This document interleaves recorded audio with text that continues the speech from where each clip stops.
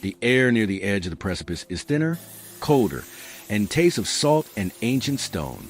For decades, a structure sat perched precariously on a jagged limestone lip, a forgotten monument to architectural hubris overlooking a sheer 300-meter drop. To look out from its shattered windows was to feel the terrifying magnetic pull of the abyss.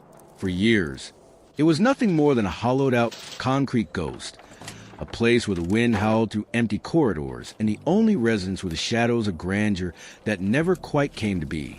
But today, the Cliffside ghost has been exorcised. In a feat of engineering that defies both gravity and logic, this abandoned shell has been transformed into a warm, glowing sanctuary of luxury. It is a residence that doesn't just face the horizon. It seems to float within it. The entryway, the transition from the rugged, windswept exterior to the interior of the villa, is designed to be a sensory shock. The original entrance was a dark, cramped tunnel carved into the rock, but the renovation has opened the space into a soaring, glass-enclosed atrium. As you step across the threshold, the first thing you notice isn't the floor beneath your feet, but the sky. The designers use a floating architectural language here. The foyer features polished travertine floors that extend to a wall of floor-to-ceiling glass.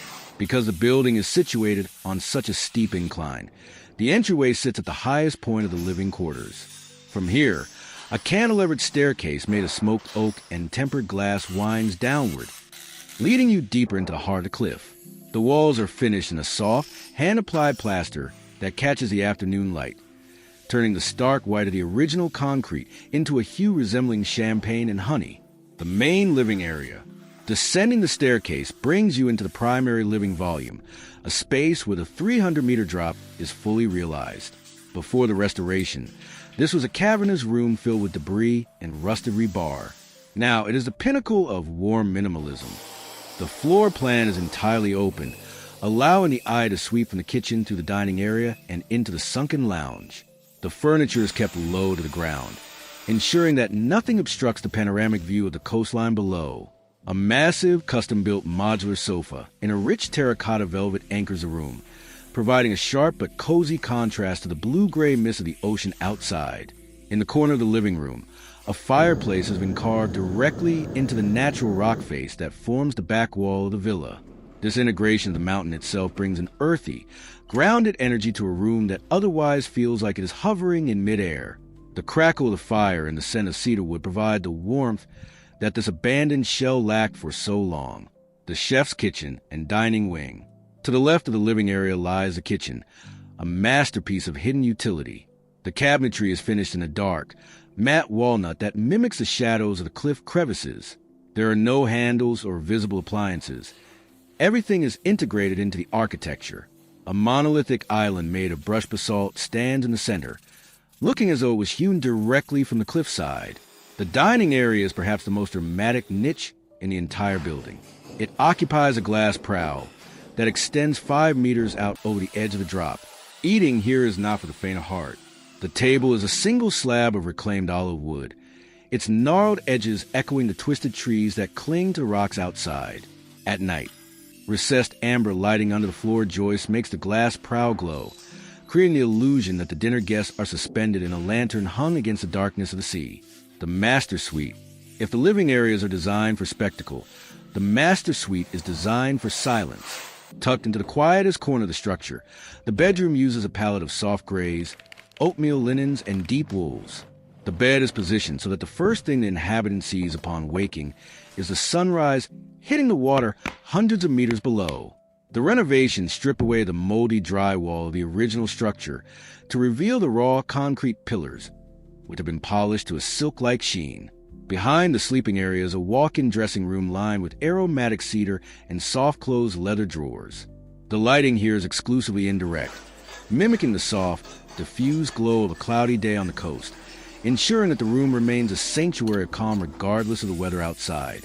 The master in soot is where the transformation from abandon to luxury is most visceral.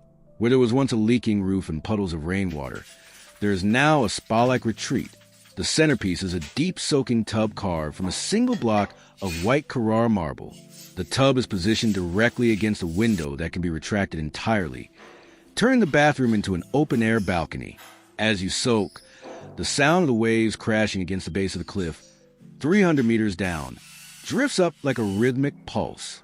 The shower features a rainfall head and walls made of pebble tile slate, creating a tactile experience that mimics a hidden grotto found along the shoreline. The Cinema and Wine Grotto. Following the natural slope of the mountain, the villa contains several sublevels that were previously inaccessible. The renovation team excavated further into the rock to create a private cinema and a climate-controlled wine cellar. The cinema is lined with sound-dampening acoustic panels wrapped in navy suede, creating a cocoon effect that contrasts with the airy brightness of the upper floors. Meanwhile, the wine grotto utilizes the natural cooling properties of the cliff's interior. The racks are made of blackened steel, holding hundreds of bottles against the raw, damp stone of the mountain. It is a reminder that while the villa is a modern marvel, it is physically rooted in the ancient earth. Terraces and the hanging garden. The exterior of the villa was once a jagged mess of crumbling terraces. Today, these levels are connected by a series of wooden boardwalks and stone paths. Each terrace has a specific purpose. One for yoga and morning meditation, one for outdoor grilling, and a third that houses a heated infinity pool. The pool is the villa's crowning glory. The water level is calibrated to perfectly match the horizon line of the ocean. When you swim to the edge, the water seems to spill directly into the 300-meter void. Surrounding the terraces are hanging gardens filled with drought-resistant succulents, lavender, and rosemary. These plants soften the brutalist lines of the architecture and fill the air with a Mediterranean fragrance that masks the scent of salt spray. The structural revival. To understand the luxury of the villa, one must appreciate the invisible work that saved it. The building was originally abandoned because the cliffside was deemed unstable. To bring it back to life, engineers had to drill 40-meter-long steel anchors into the bedrock, effectively tying the house to the mountain. The crumbling concrete was reinforced with carbon fiber wraps, and the entire glass facade was replaced with hurricane-grade, thermal-insulated panels. These technical upgrades are invisible to the naked eye, but they will allow the resident to sit by the fire during a storm, watching 100 kilometers per hour winds lash the glass, while feeling completely, utterly safe. A secluded retreat. On the opposite side of the main living volume, separated by a long, art-filled gallery, are the guest quarters. Each of the 3 guest rooms features its own private balcony and en-suite bathroom. The design mirrors the main suite, but on a more intimate scale. The gallery walkway connecting the wings is a destination in itself. It features skylights cut into the rock above, allowing shafts of godlight to illuminate a collection of contemporary sculptures. This hallway acts as a psychological buffer, ensuring that the master suite remains a private island within the home. Inspiration over the abyss. At the very bottom of the villa, accessible by a small spiral staircase, is a room that was once a storage crawl space. It has been converted into a creative studio. With 3 sides of glass and a desk made of polished steel, it is a space designed for deep focus. There is no artwork on the walls here. The view is the only art necessary. From this vantage point, you can see the peregrine falcons that nest in the cliff face, gliding on the thermals just inches from the window. It is a place where the barrier between the human-made world and the wild, vertical wilderness of the cliff disappears entirely. The transformation of this cliffside villa is more than just a renovation.